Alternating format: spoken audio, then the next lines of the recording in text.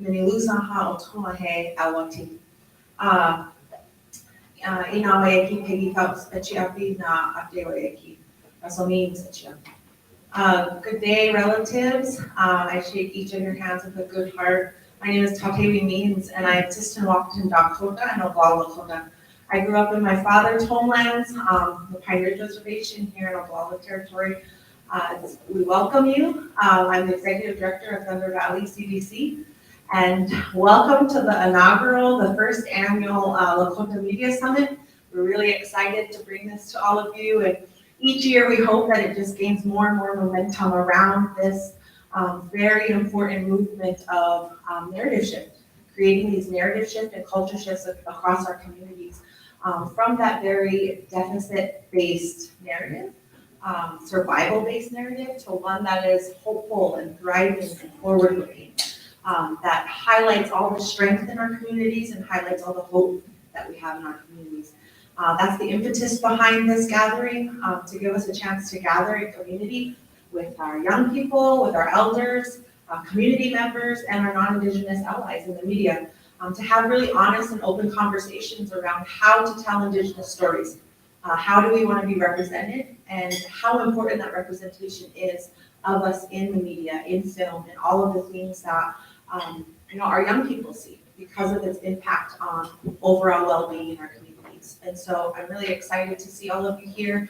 I know that more people will be coming in throughout the day. We have a strong contingency of youth attending, which is really exciting. So I'm sure they're making their way up here.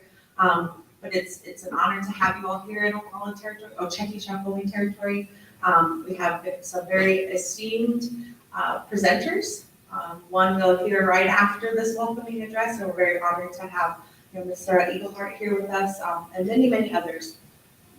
So with that, I'd just like to take the time to introduce, first to thank my staff, our staff at Thunder Valley, for all the work that was put into making this happen.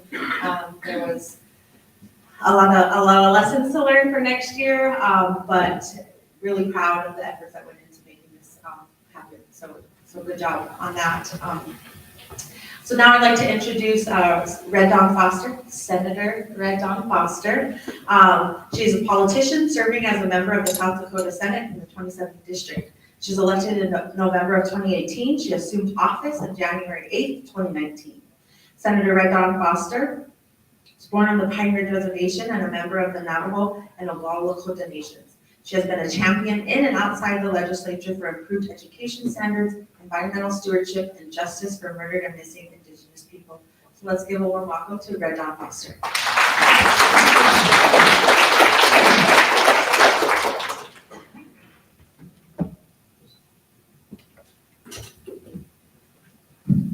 Magakiapi, Chaje Michwaki, Red Dawn Foster, Machapi, Chate Washtia, Nape Chiuzape. Hello, my relatives, Red Dawn Foster. I am Oglala Lakota, born for Kia'ani. My family is from Pine Ridge, the Nelson Tioshpai. Thank you, Thunder Valley, for creating this amazing opportunity to learn more. And I want to thank Tatewi for her amazing leadership and just everything that both Thunder Valley and Tatewi does out of love for the people. It is amazing to be here today, to see all these Indigenous faces bringing our stories, our struggles, our worldview to mainstream media. I never thought I would see within my lifetime what we are experiencing now. We may not realize it, but we are in time of revolution. A revolution of the way we think, the way we love each other, the way we feel, and we're bringing those stories to the world.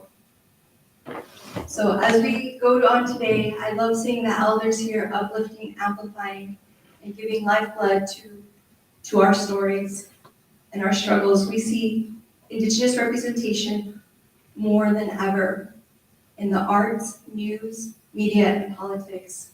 So I want to thank you and welcome you to our homelands.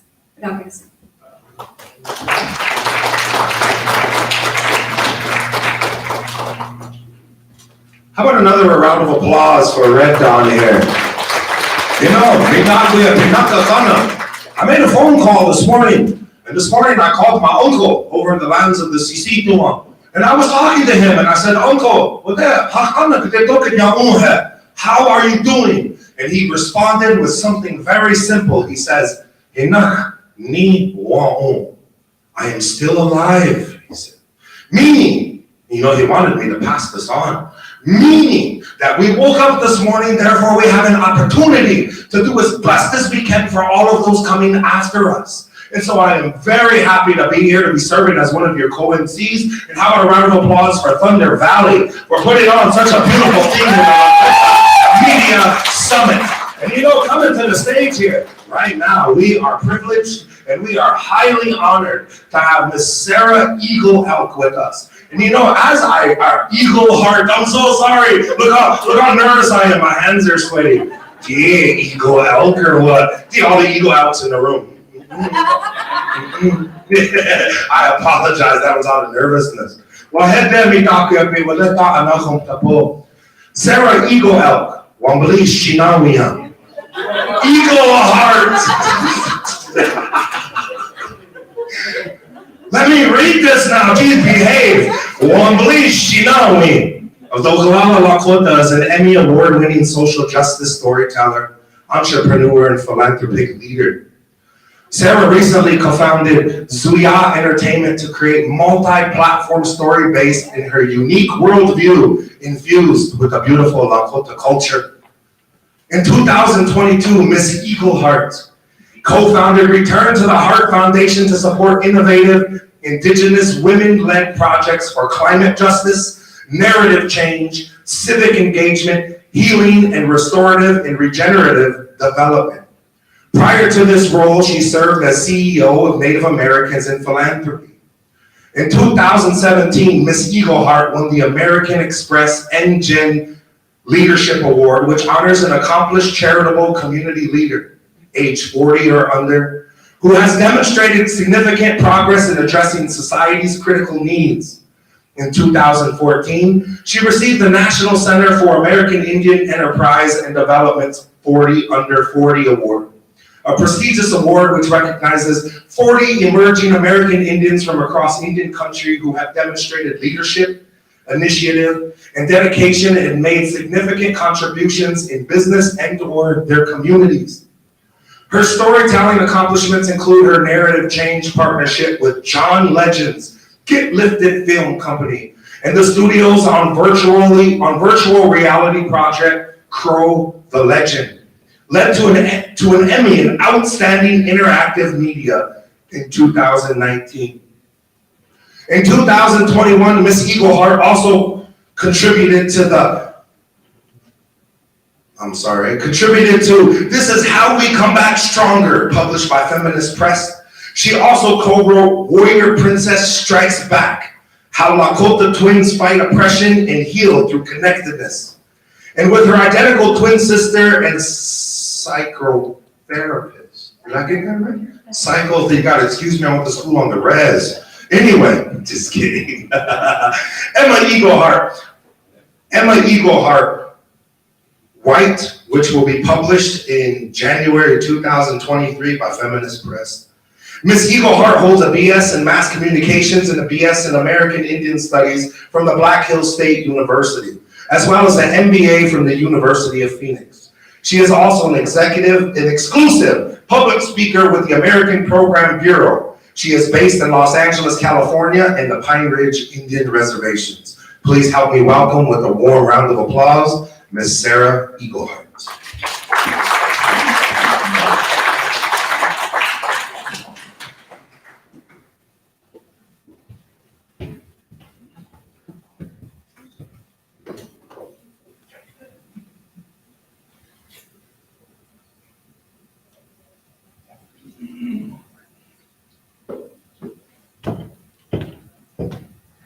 Betty Washday.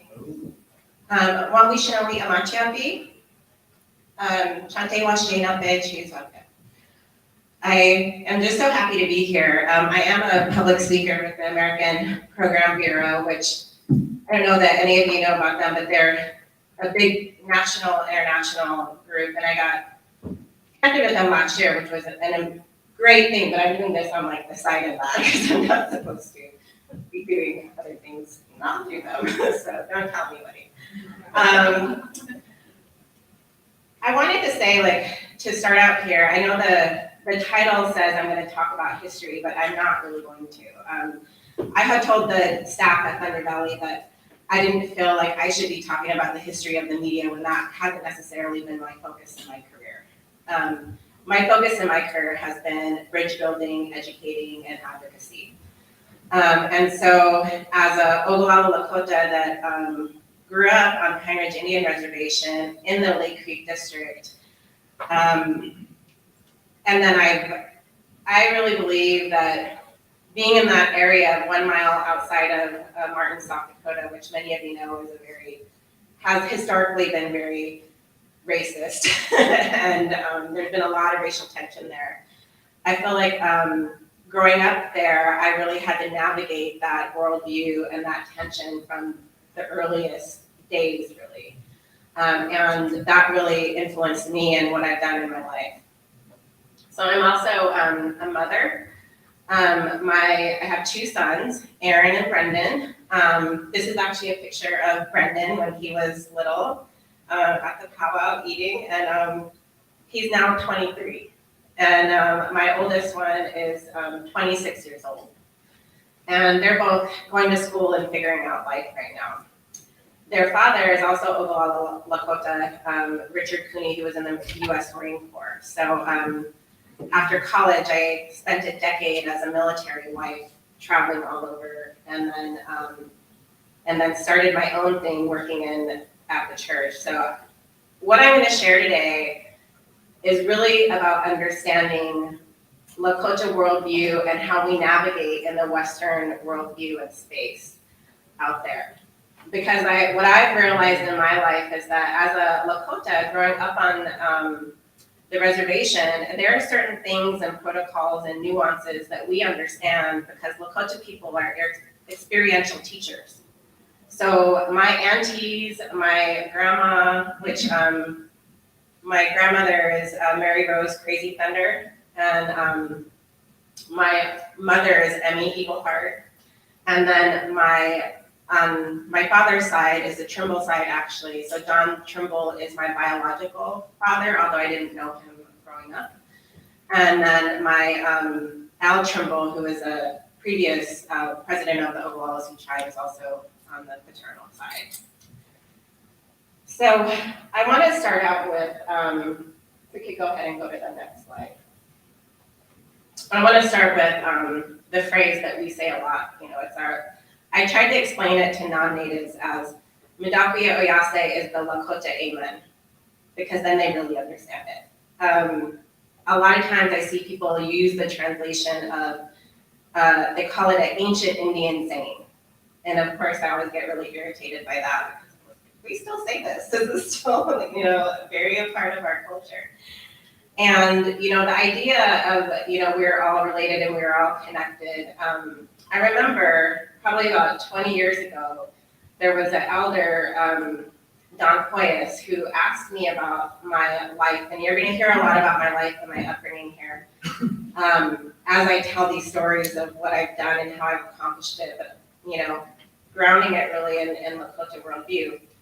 He asked me, after everything that you've been through, how is it that you're able to accomplish everything that you've been able to do? You've come out of a lot of trauma, able to be so successful.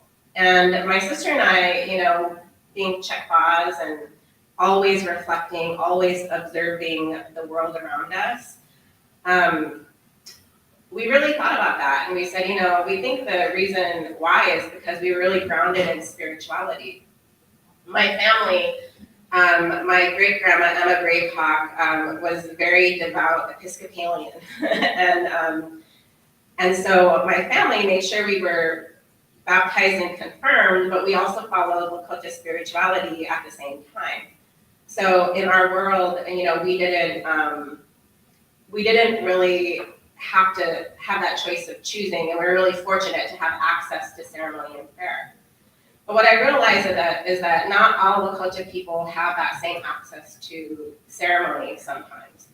And so I realized that the phrase Midakuya Oyase it's a reminder to help your people, but it's also a reminder that you are connected to something, someone bigger than you, Tunkashla, the Great Spirit. And so as you go through life as Lakotas, you're constantly thinking, or this was me, how do I help my people? And I really believe it was because, of this phrase that reminded us of that connectivity to Tunkashla, but also the collective responsibility that we have to one another. And so, I also talk about Lakota laws. And this is a lot of what I share in my presentations everywhere. The reason why is because a lot of people don't understand a value system. And I remember when I was talking to Auntie Ethelene not too long ago, I'm a part of the Badwin Tioshkai, by the way. Auntie Ethelene and I was telling her about my book, and I was kind of getting her advice, and I called them values. And she said, no, they were laws. She said, values is a westernized term, interpretation. And when you take a value, you can think about it like you can take it or leave it. But when you think about it as a law, that's it. And there were consequences to that law. And I thought about that, and I was like, you're right. She's really right, because as Lakota people, when I think about our laws of praying, respect, caring and compassion, honesty and truth, generosity, humility, and wisdom, I grew up with this idea that they were absolutes, so when I was out traveling the world, I was like, I didn't understand how they could be so disrespectful, And then I would get annoyed with Native people that showed me disrespect, And I thought, wow, there's really, I realized that not everybody had access to those same education and teachings. And so I really think it's important to understand that, but also to understand, that, these were laws.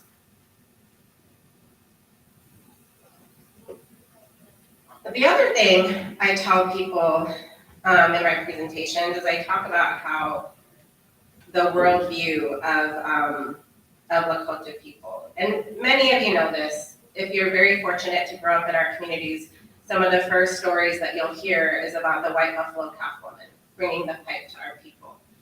And you hear about how, when two men looked upon her, one of them, had bad thoughts and was turned to ashes, right? And then the other man recognized her as, sacred. And then she told him to go back and prepare for the people that brought the pipe to us and brought all of our sacred ceremonies and rites. So when you think about that that's a origin story, that's a creation story for us and our spirituality. It's a grounding, it's our foundation of the way that we interact in the world and what we do.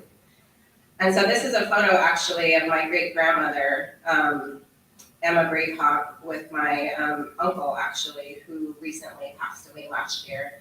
And then this teepee photo is actually at a memorial dinner. And then the other photo is of me and my twin sister at our naming ceremony. So all of those rites we learned, but when I look at the photo of me and my sister at our naming ceremony, I think about how you can't see them, but there are grandmothers standing behind us. And I look at the photo and I look at, the star quilts that we're sitting on, because my grandmother makes star quilts and has forever. And she hand quilts them. So she has done this since forever, because she always had 2 or 3 jobs to, take care of her family. And she would wake up at 4 a.m. and I would see her get to work making these star quilts. And then our bead work was actually done by my Auntie Mabel, who passed away almost a year ago. She was a school teacher in Allen, actually at American Horse School for over 30 years. And she was like a mother figure to me. So, it's been a rough year with the loss of 2 of an auntie and an uncle in my family. But when I look at these photos, I think of how loved I am. Because we're sitting on star quilts, we're holding the pillows that our grandmothers made us, we're wearing beadwork that our family made us, and then our elders are standing behind us. And so even though all of the struggles that I've been through, I knew that we were loved.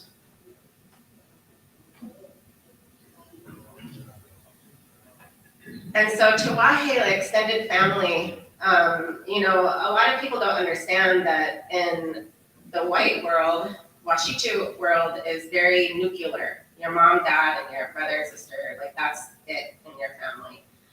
But when you're Lakota, if you're very fortunate, you have an extended family. And so we were very fortunate that we had an extended family. And my mother had 3 sisters and 2 brothers. And everybody took care of us, and we were the eldest in our generation. And my Auntie Mabel had a few babies that were born with water on the brain before we were born, healthy. And so our family very much protected us, cared for us, cherished us, as little babies, because then we were the oldest and then we were twins. So we grew up with this knowledge of people saying, oh, you're special, you're Chetla, of saying to us that you have a different responsibility, that you're sacred. And so when we were observing the world and looking at the world, we really understood that we had a different role to play. But I also think because we were very reflective with each other all the time, we really learned to live our life according to spirituality and where we were being called at any given point. So pretty much everything I've done in my life has been grounded in spirituality. I actually make decisions that way. Every place that I've worked has been because I felt like I was supposed to work there. A lot of the decisions that I made in my life are because I felt the faith that I had in Takashla, the creator that was guiding my life, led me down pathways that I could have never imagined, but it also gave me the courage to be able to follow, even when I didn't know what was going to happen at the end of the road. And that really is that Lakota spirituality grounding that I was very fortunate to have been raised around. But also, nobody's perfect. And I'm not saying that my family is perfect, because they're not. We had a lot of trauma, that happened in our family too. And I talk about it because when I tell my story, a lot of people think, oh my goodness, it's so devastating. But then I think to myself, actually, I know several people that have a very similar story in their life as Lakota people. And so I realized that I could help share and educate just by telling my story. So my mother up there, she's the one in the photo by herself, and then she's in the green hair. When we were 7 years old, we were on New Year's Day, 1985, we were driving on Rosebud Indian Reservation, where she was a tribal cop. So she was a single mom. She went to school, became a tribal cop. My aunties, actually, my Auntie Mabel, Auntie Jan, and Auntie Deb, mostly my Auntie Mabel, though, would care for us when my mom was away, when she was away at school at the academy. So this day in 1985, she waited. She waited to drive on New Year's Day because she was worried about drunk drivers. And that morning, we got up and we left to go visit my grandma, and we were run off the road by 2 drunk drivers. My mother, I just remember waking up from this accident and being in the car, and I can remember everything about seeing my mother unconscious and my brother and sister in the back seat unconscious. And then we went to the hospital. I remember being in the hospital, and nothing happened to me, by the way. I bit my tongue. My sister broke her arm, my brother broke his leg, and I remember being very jealous that I didn't have a cast, because I really wanted one.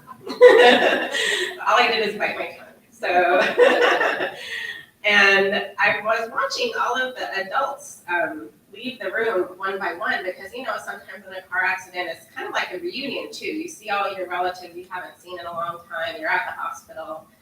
And so I watched them leave one by one, and I followed them. And they were going into a room down the hallway. And as I walked in the room, I saw my mother sitting in the middle of the room, and she was surrounded by her brothers and sisters. And so I started running toward her, and I said, "Mommy, Mommy."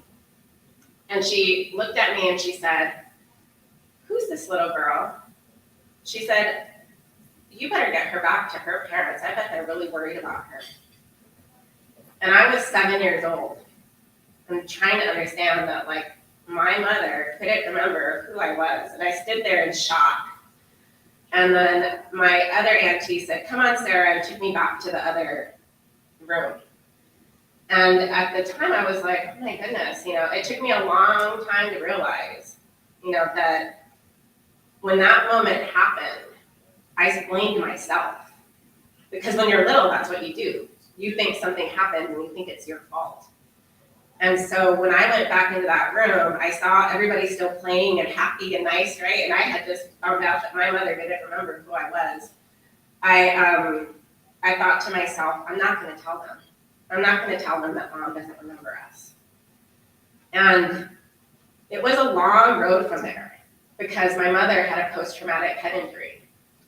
And she was mentally a teenager, about 16 or 17. And then when her memory was actually about 30 seconds long. So she would forget over and over. And she would scream because she would know that she knew things, but she couldn't really remember what it was. And so she was really frustrated and she would scream. And at that time, they really didn't talk about mental health on the reservation. They didn't know how to tell us. They just said, oh, her nerves are going to grow back together. And so we thought she was going to become, the mother that we knew before. In fact, she was just a changed person, and she began to self-medicate with alcohol, with drugs, and she could present well, which meant she could fake it. She could fake it like she had it together. And so we would go with her for a little while, and then it would fall apart, and then we'd go back to our grandma's house or back to our auntie's house, and then we'd go live with her for a while, and then it would fall apart. So that was about a 7-year time period before I turned 14, and I was like, I'm not doing this anymore. I'm staying with my grandma, that's it. Like, I can't do this back and forth. And you think about that, I was 14, trying to find my stable, secure, safe place. That was me deciding that. But I was fortunate because I had extended family that took me in without any question, even though essentially I was an orphan. I was an orphan, but I didn't feel that way because I had extended family that, my auntie that always would take us to powwows and fun dances or come to our games or whatever it was. So we were very, very fortunate in that way.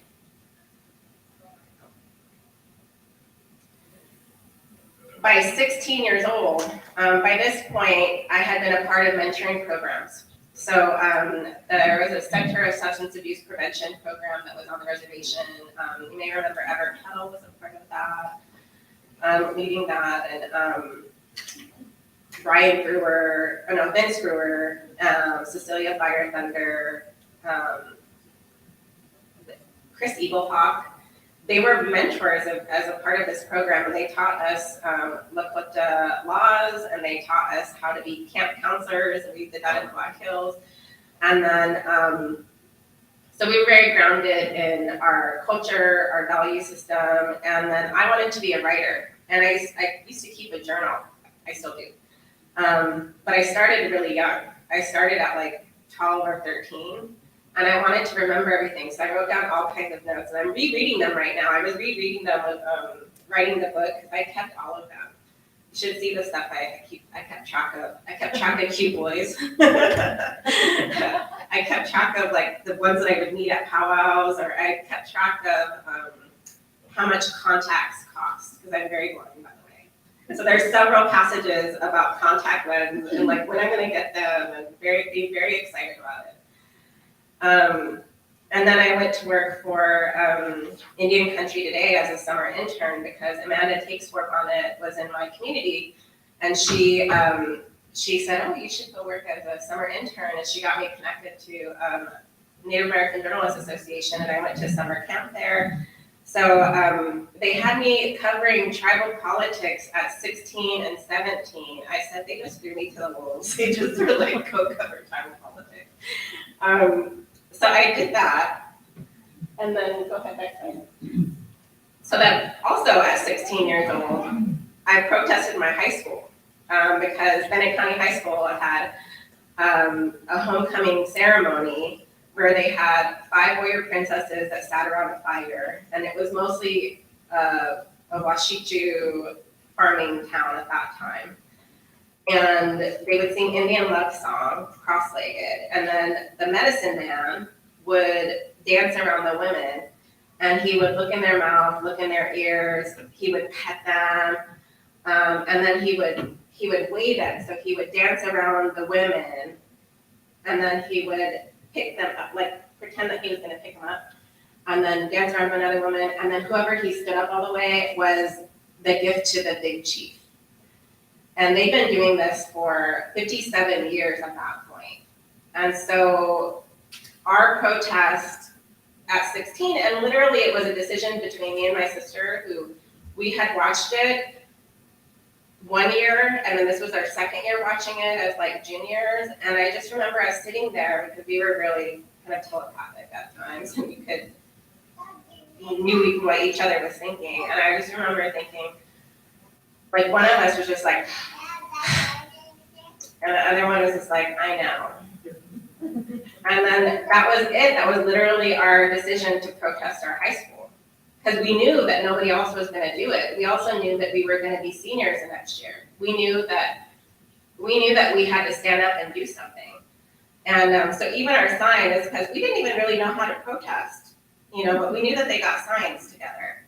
So our sign says, simply respect Lakota culture is respect too much to ask. And we just had a handful of young women at this first protest that came. And they were hoping we would just go away. They said a lot of things to us. On the first day of our senior year, our principal said to us, everyone thinks they're protesting because you're mad you're not going to be a warrior princess.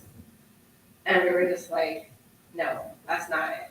And it was very traumatic because people were mean to us. Like, they would call us names. They said they wanted to throw rocks at us if we were going to go to anything. We were very involved in our high school, by the way. Band, cheerleading, basketball, home ec, all this stuff. We were very involved. We went there since we were kindergarten. So we knew everybody. They were all of our friends. And all of a sudden, pretty much the whole town was pissed at us. Excuse my French, but they were mad. And we would walk into grocery stores and they would stop and stare at us. We had some friends of ours who they realized that probably our safety was a concern. And just like some Lakota friends of ours were like, we're just gonna go with you so that you don't have to be alone, because they were worried that we needed protection. So even at 16, we were having to deal with these racial dynamics, and we protested for 4 years, and then we had,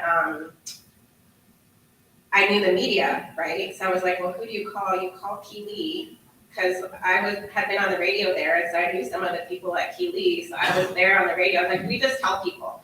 And then we told the Indian Country Today, and then they, of course, like, wrote articles. And so we started telling our media friends about it. And then they started to come, and the next year, we had a group of 100, and we had like a educational forum in the park.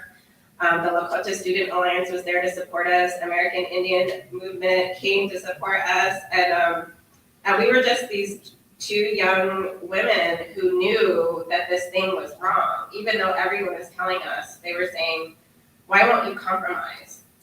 Why can't we just call the medicine man Little Chief? Why won't you, you girls don't know anything. They would write editorials about us in the newspaper about how we didn't know anything and we were too young and dumb and that all we wanted was attention. Which we all know today that that's a tactic, right, to discredit protesters.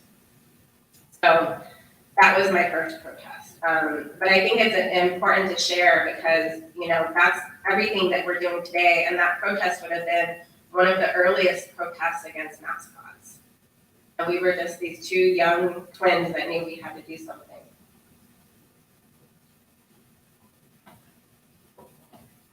So when you think about that, you think about all of these stories that I just told you is really a part of Indigenous worldview. And this definition is from the Indigenous Life course that was commissioned when I was CEO at Native Americans in Philanthropy. And it was commissioned because I went to so many different events and people were really into talking about youth, boys and men of color, mostly youth of color, BIPOC youth. And every time they would bring up anything about Native American youth, it was always deficit based. It would be a long list of everything that was wrong in our communities, everything that was bad. And then they would never talk about any solutions. And I would get so annoyed by that I said, we need to commission something that's asset based. And so this report talks about worldview, and it was written by Dr. Rosalie Gonzalez, Dr. Michael Yellowbird, and Dr. Karina Walters. And so they came up with these terminology that I think is really important to understand how we see the world.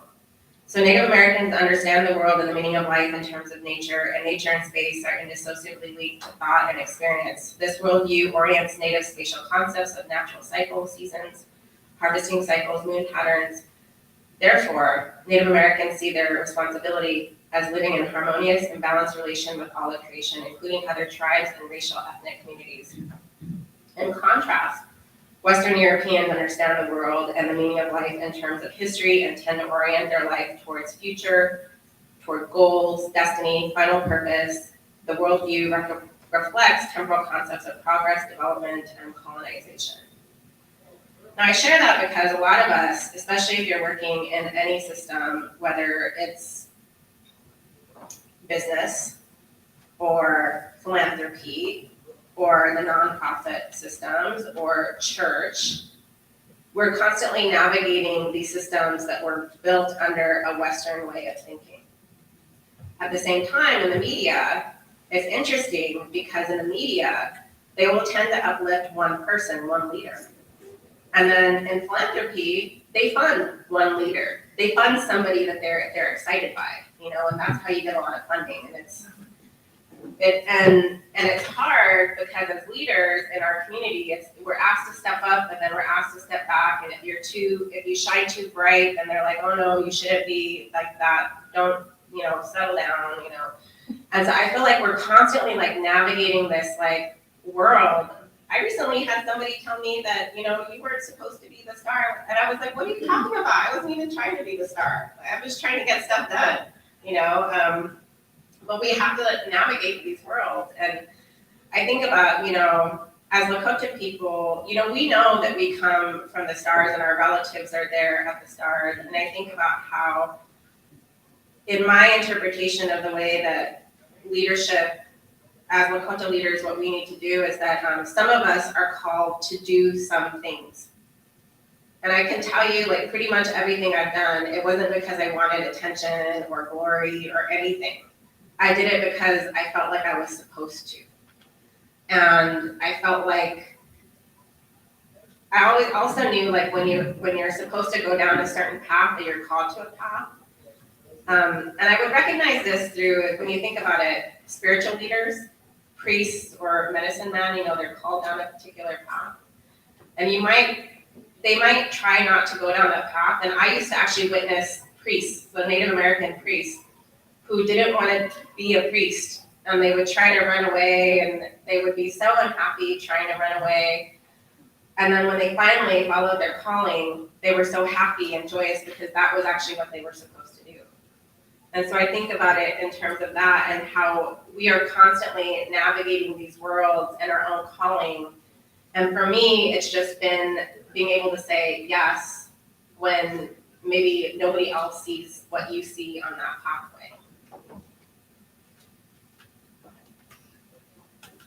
This is another terminology that I think is important. Original instructions that refer to diverse teachings, lessons, ethics expressed in origin stories, traditions passed down from generation to generation on how to be a good human being, live in reciprocal relationship with our relatives, and they celebrate our interdependence and interconnection with diversity and each other.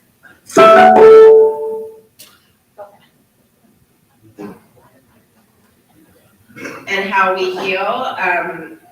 This is really also important, the cultural connection and connectedness, family connectedness, community control, spirituality, and ceremonies. This is how our people are going to heal, or through these protective factors. And these were actually this part of the same presentation. The next one. Extended kin bonds and networks, healthy traditional food, and youth self-efficacy. So all of these practices are important because, this is actually what safeguards our children. This is what makes sure that we have these safety nets, having access to traditional foods, and then our youth being able to have develop capacities that promote confidence and competence. So obviously my young adult support and learning, having mentorship was really important. And for me, growing up to be a person that felt confident enough to say yes.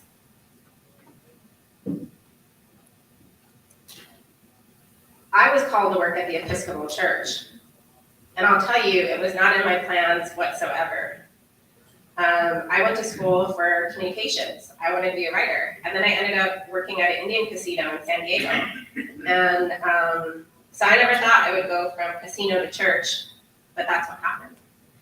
And at the Episcopal Church at that time, I was hired at 30 years old to work with a lot of priests that were working at an international level.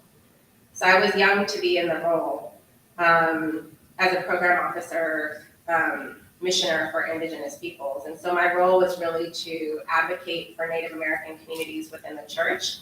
And then my role was also to work with the denomination on their advocacy because they have over 2 million members in the church. So they actually, faith-based communities have a big role when it comes to lawmaking and decisions. They can influence a lot. So in 2009, about a month after I was hired, the Episcopal Church became the first church to create the doctrine of discovery. Manifest destiny, the inherent right to conquer and rule of people. They were the very first to say we were wrong. And in 2012, the World Council of Churches also denounced the doctrine of discovery. My role in this was, I remember bishops coming to me when they were going to put the resolution through the church. They came to me and said, should we do this?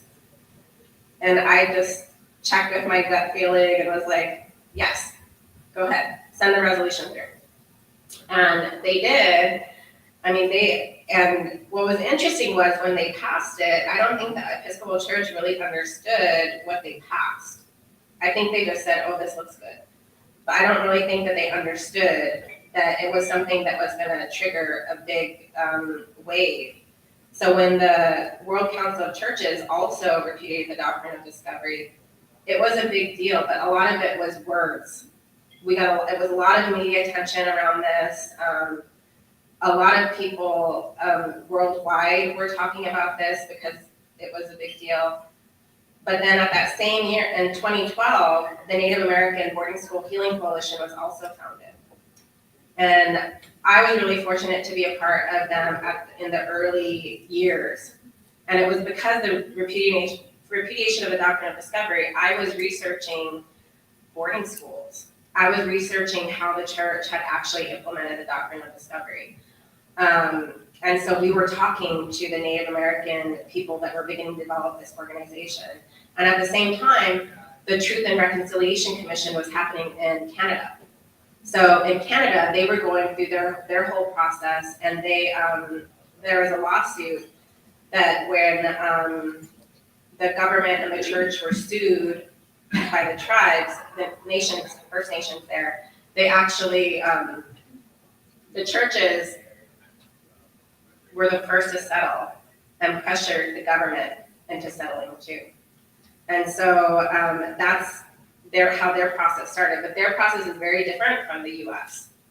In the United States, we have a statute of limitations that have been put in place, mostly by Catholic lobbyists, state by state, so that the people that are sexually abused, say our grandmothers, are able to actually file because there's a statute of limitation in place. And there have been grandmothers actually that came forward that wanted to see that law overturned. But I'm hopeful with Biden's recent announcement about overturning the statute of limitations, maybe we'll see something different there. But we're definitely coming to a reckoning with the Indian boarding school era here in the US, which, was able to see 15 years ago. And I'll tell you that when I talked to elders 15 years ago about healing from the Indian boarding school era, I had elders laughing in my face about, we don't need to talk about that. We don't need to talk about that. And for myself as a mother, I was realizing that I was affected by the Indian boarding school era because my grandma never told me she loved me until I was 18 years old. She showed me she loved me, but she never said she loved me until I went away to college. That's when she said she loved me. And then I realized with my own children, I was like, why is it so hard for me to say I love you to my own kids? You know, why is it so hard for me to show affection? And I was realizing that was because of this Indian boarding school era. So I, as a mother, was realizing, oh my goodness, there's a lot that I have to do in order to repair this and ensure that my children have access to ceremonies. And so that was my big awakening on how I was affected personally and our communities are affected. So we're all still living in this, but I see as more elders are ready to talk about their healing and share about their healing, and I hear Secretary Holland is actually coming soon to talk about boarding schools and take testimony soon. You know, I think we're coming to that healing space right now. And then recently with the Pope apologizing for their role, that was huge too. I never thought I would see that because the Catholics never said anything about anything for the longest time. So I think that's big.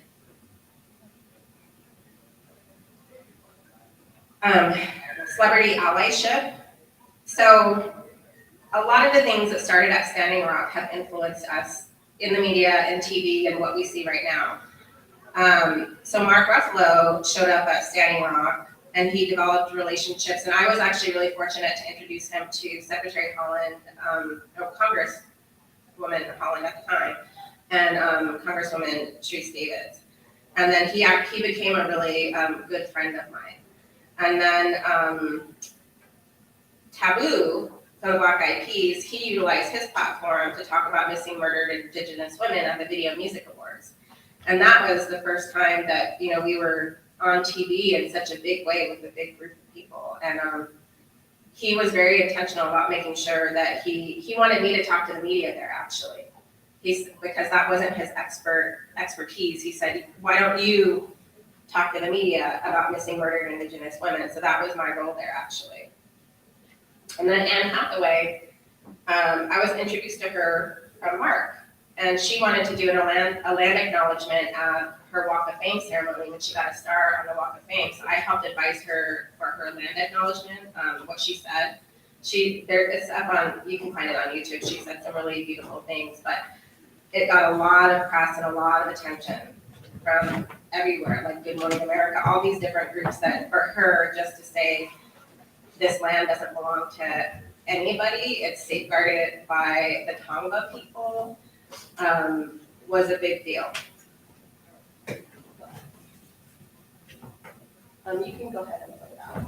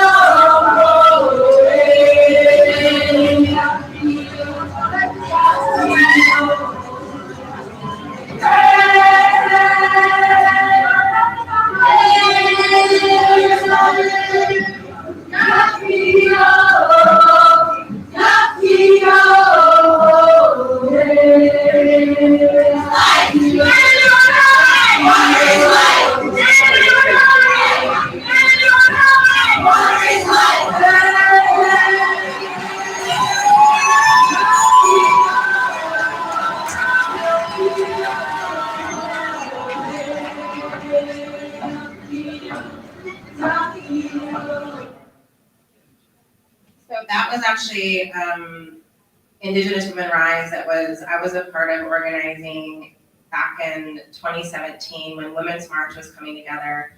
And we helped organize 1,000 women to attend that first march. And in the beginning, we actually weren't on the conveners table.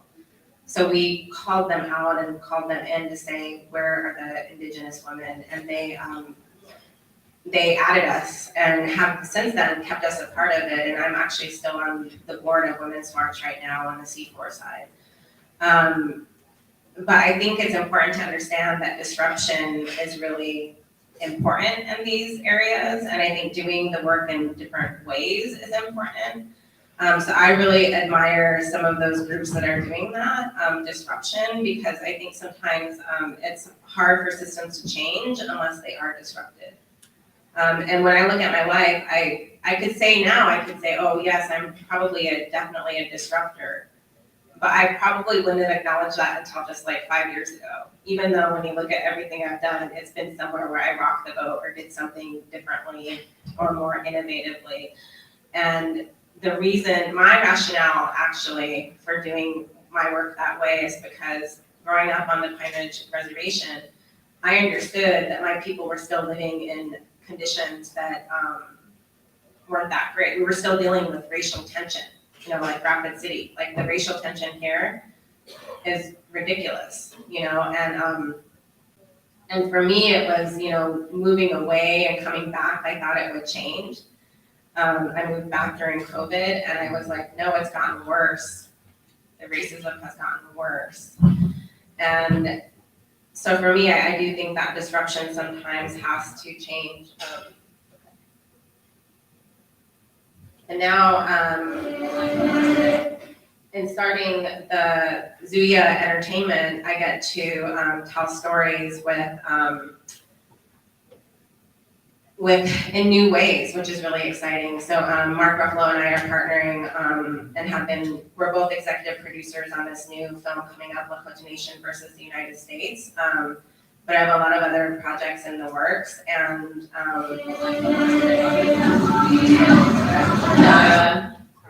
well, they're figuring it out. I just co-founded Zuya Entertainment not even 6 months ago, maybe 4 months ago, with Twyla Troop, who is a Oglala Lakota woman who's now a billionaire. And she came to me and said, it's time. She's a businesswoman, obviously a very successful businesswoman, who has been giving back as well through her foundation. She's been working with a lot of different groups in music, with mostly African American, Latino. She's very diversified in what she invests in, but felt like this was the moment for us to really hit it hard with Native American storytelling. And so that's actually what I'm doing and I'm focused on right now. So this next film, which I hope you all sign up to go see, I hear it's a first come, first serve to sign up at the registration desk. But this project came along and we were asked to support it at an executive producer level. So we're gonna be screening it tonight at 6:30 and 9:30, and the spots are limited, so please do come and see it if you're able. Go ahead.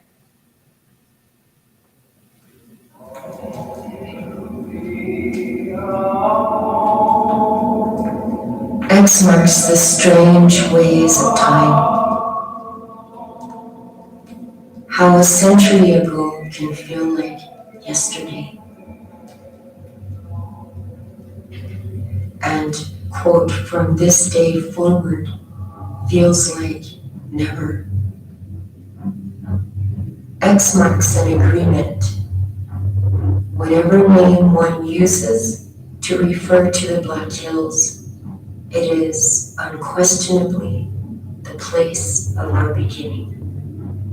And another X marks this land as ours, unquestionably by treaty. We premiered at Tribeca Film Festival, and we have the private screening tonight. So be sure to sign up if you want to attend.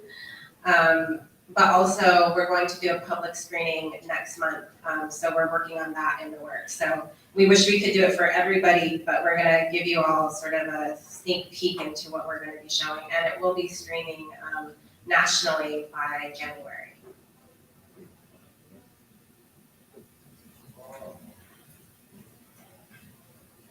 And my book that's coming out, my sister and I like I said, we're both twins, and so about 5 years ago, we individually came up with this. I remember going to her, and I just said, hey, I think I'm supposed to write a book. Like, I thought I was really special, and Takashla was just talking to me. And she was like, me too. And I said, well, what's your book about? And she said, healing. I said, mine too. And like, I think we're supposed to write this together. And so we came up with this idea to write a self-help memoir, because we felt like we couldn't tell everybody's stories, but we could tell our own stories in our lives of what we had to deal with on the reservation. And that we could talk about healing in order to heal our own people, but also to help others understand our worldview. So every chapter, this actually lists out the different chapters that we have. We tell our stories, and at the end is a kind of a self-help section. But we give tips on how to be an ally, how to be a good relative, how to reclaim spirit, how to follow intuition, how to heal from trauma, identify your calling, honor your sacredness, resolve conflict, and return and reconnect. And it's published by Feminist Press. So I want to work on actually a book launch event here at the end of January. It'll be cold, but we could do it. It's perfect for self-help season though. So you can also pre-order it right now. And we are giving out galley copies. Those are the first versions of the book. So if there is media that's interested in reading our book, we are also sending those off to people as well.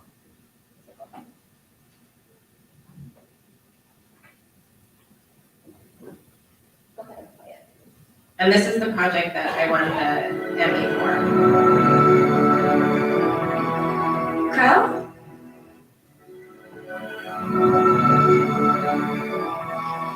Crowd?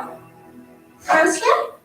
The story is that there was a permanent spring on the earth and the weather was perfect, and winter comes upon the earth and the animals get together and try to decide what to do about it. Someone must fly to the one who creates everything by thinking. Buds can fly. Yeah, but you just fly right into the sun. They need to send a crow because he can fly. And in his trip, he has to make some sacrifices, but the sacrifice is what saved his community. And now he'll make any sacrifice to save us. It's a really amazing experience because this makes you feel like really emotionally All right. connected to everybody. Let's see what you're really made of. What resonates with me in this story is that we're a community that is diverse and that our differences also make us stronger and make us more unified. So this project was created by Veilbox Studios and Get Lifted, and the 2D version is actually on YouTube right now. You can look it up, Pro the Legend, but it's also on Oculus, those little goggles they have. And their idea behind creating it was that they wanted to create a cornerstone virtual reality project, and they wanted to tell an Indigenous story. We have a lot to fix in the systems of the media, because I would have loved to have it a little bit more indigenized, but it's a very generic story about how the crow became Black. But I really enjoyed being a part of that film. And in the beginning, I never knew that we would win an Emmy, actually. It was like, I didn't even know we could win an Emmy. And so I was super surprised that we won an Emmy. And I was really grateful, and it also like put me squarely into storytelling.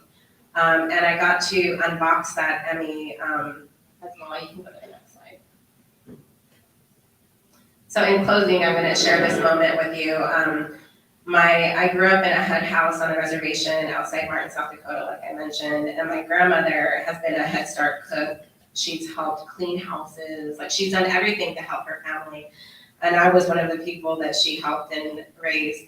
And I got the Emmy and I took it home to her, and then I unboxed it with her for the first time. And my kids are in the background.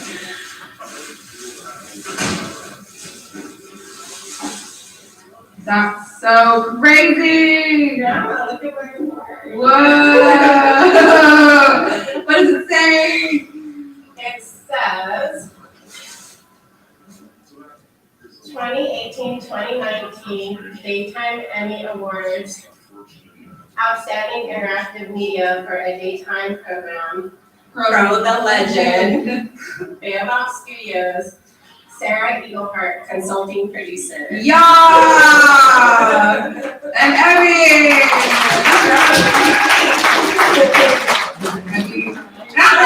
Yes!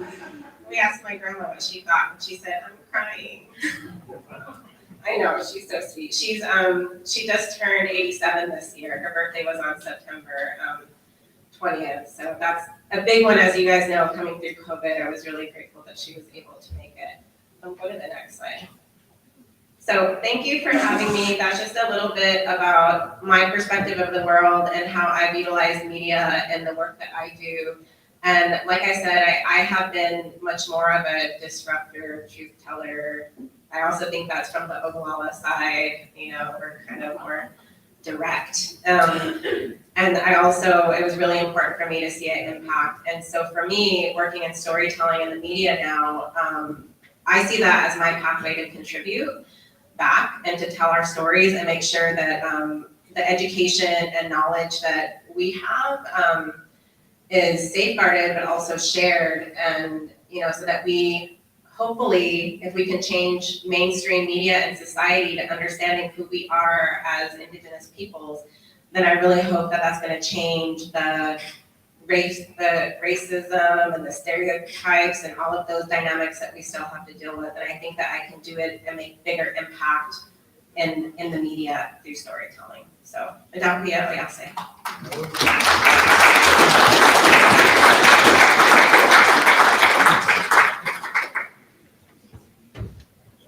How about one more big round of applause for Sarah Eaglehart?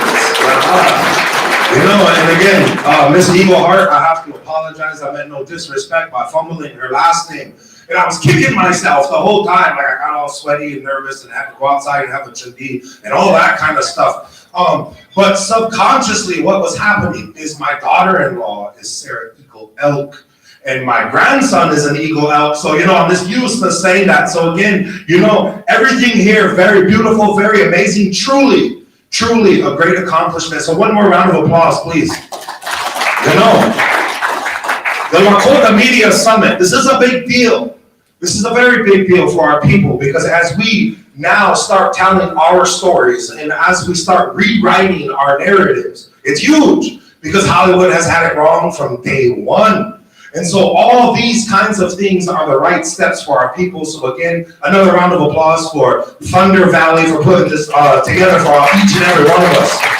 And right now, friends and relatives, we're going to be going into 2 breakout sessions. And they're going to be starting on about 2 minutes or so, right around there, so you have some time. Okay, so cultivating the next generation of journalists for the future. Shirley Sneed. That's going to be in the private dining room this way. And if you point like an Indian, it's that way. Okay, not that far. They said, yeah. And then our other breakout session, Mr. Dexy Rick Two Dogs. Okay, that's going to be Lakota traditional protocol for approaching Lakota elders and our community members. Both very, very important breakout sessions. So ladies and gentlemen, you are free to move about to head to the breakout sessions. After that, we are going to be gathering for a panel. And then right after the panel, we're going to be meeting back here about 12:20 for lunch. Just one announcement really quick. As Sarah mentioned, we are having 2 private screenings of Lakota Nation versus United States this evening at the Journey Museum. The first showing is at 6:30. After that, there will be a reception and some Q&A. With some of those associated with the film, and then again at 9:30. We have limited seats for those that are attending the media summit, so if you're interested, the sign up is at the registration table. You'll leave your name and your email address, and then you'll get a ticket in your email for this evening. So again, it's first come, first serve. I believe we have 55 slots for the 6:30 and then 15 for the 9:30. So just wanted to make that announcement. And in the meantime, again, out in the hallway, there are poster boards of the agenda. The breakout sessions are now beginning, and we'll see everyone back in here around 12:20-ish for lunch. Ohacha.